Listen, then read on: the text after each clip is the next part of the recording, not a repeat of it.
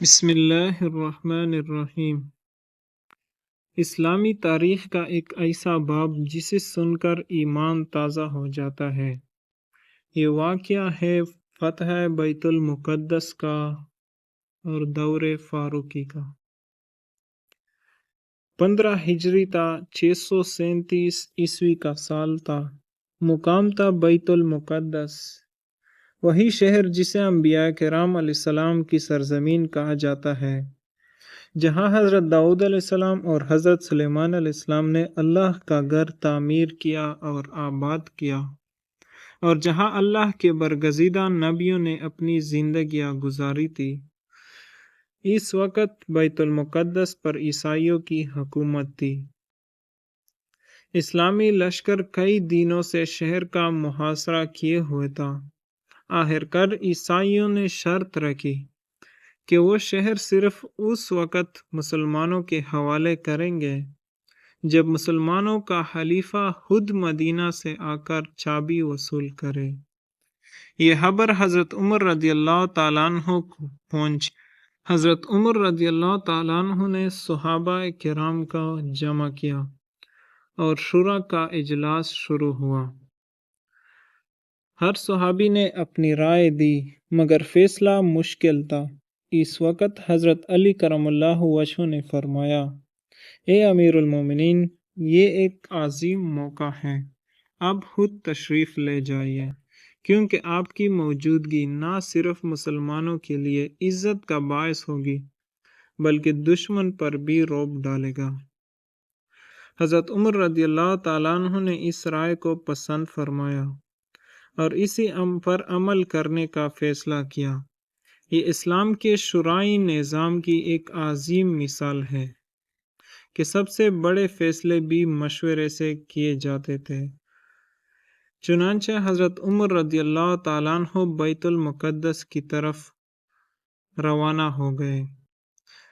ناظرین کرام، ذرا سوچئے، یہ وہی خلیفہ ہے جن کے نام سے کیسر و کسریٰ کے محلات لرز دیتے، لیکن آج جب مدینے سے بیت المقدس کی طرف نکلے تو نہ کوئی فوجی لشکر ساتھ تھا، نہ کوئی شان و شوکت، صرف ایک اونٹ اور ایک غلام، وہ بھی ایسا کہ اونٹ پر باری لگائی گئی کہ کچھ وقت کے لیے غلام اونٹ پر ہوگا اور آپ رسی پکڑے ہوئے ہوں گے، اور کچھ وقت کے لیے خلیفہ اونٹ پر ہوگے اور غلام رسی پکڑے گا۔ جب بیت المقدس کے قریب پہنچے تو آپ کے حصے میں اونٹ کو کھینچنے کی باری تھی، یعنی رسی آپ کے ہاتھ میں تھی اور غلام یعنی خادم وہ اونٹ پر تھا۔ کپڑوں پر پیوند لگے ہوئے تھے، نہ جوتوں میں کوئی چمک تھا، نہ ہتھیاروں میں کوئی دکھاوا۔ وہاں کے پادری اور عیسائی حکمران فصیلوں پر چڑھے ہوئے تھے۔ جب یہ منظر دیکھتے ہیں تو حیران رہ جاتے ہیں۔ وہ سوچتے ہیں کہ یہ کیسا حکمران ہے جس کے سامنے دنیا کی بادشاہتیں جھکتی ہے، اور یہ خود اتنی عاجزی اختیار کرتا ہے، اور پھر آپس میں ایک دوسرے کے ساتھ کہتے ہیں، یہ تو وہی منظر ہے جس کی پیشن گوئی ہماری کتابوں میں درج ہے کہ جب یہ شہر فتح ہوگا تو اس کا فاتح ایک ایسا حکمران ہوگا جو سادہ کپڑوں میں ہوگا، اس کے کپڑوں پر کئی پیوند ہوں گے۔ روایت میں آتا ہے کہ اس کے کپڑوں پر 17 پیوند تھے، اور وہ خود اونٹ کی رسی پکڑ کر چل رہا ہوگا، جبکہ اس کا خادم سوار ہوگا۔ یوں اللہ رب العزت کی یہ نشانی بھی پوری ہو گئی۔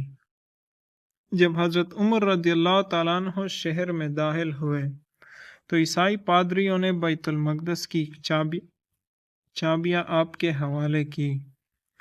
حضرت عمر رضی اللہ تعالیٰ عنہ نے شہر میں اعلان کیا کہ کسی کی جان، مال اور عبادت گاہ کو نقصان نہیں پہنچایا جائے گا، نہ کوئی خون بہایا گیا اور نہ ہی کسی پر ظلم کیا گیا۔ اس دن یہ وہ پہلا موقع تھا جب ایک فاتح فوج مغلوب قوم کے جان و مال، عزت و ابرو کی حفاظت کی ضمانت دی۔ نہ قتل و غارت ہوئی، نہ انتقام، نہ خون ریزی، بلکہ امن، انصاف اور تحفظ۔ یہ وہ عدل اور رحم تھا جو اسلام نے دنیا کو دیا۔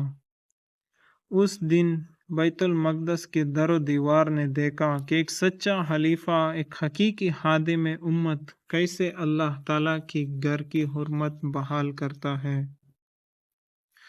شہر کے دروازے پر کھڑے ہو کر حضرت عمر رضی اللہ تعالیٰ عنہ نے وہ تاریخی جملہ کہہ دیا جو قیامت تک گونجتا رہے گا اور تاریخ کا حصہ رہے گا۔ ہم وہ قوم ہے جسے اللہ نے اسلام کے ذریعے عزت دی ہے۔ جب بھی ہم کسی اور چیز میں عزت ڈھونڈیں گے تو اللہ رب العزت ہمیں ذلیل کر دے گا۔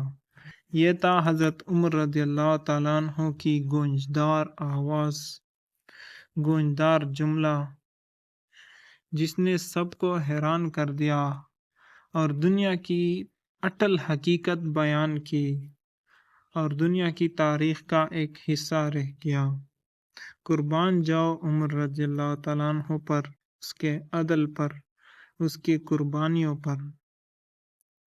ناظرین کرام، اگر یہ ویڈیو آپ کو پسند آئی ہو تو ضرور لائک کیجیے گا اور آگے شیئر کیجیے، اور چینل وائس آف دین کو ضرور سبسکرائب کیجیے گا تاکہ آپ کو ہماری ہر ویڈیو پہنچ سکے اور یہ ویڈیو آگے پہنچ سکے تاکہ اس کار خیر میں آپ کا بھی حصہ رہے۔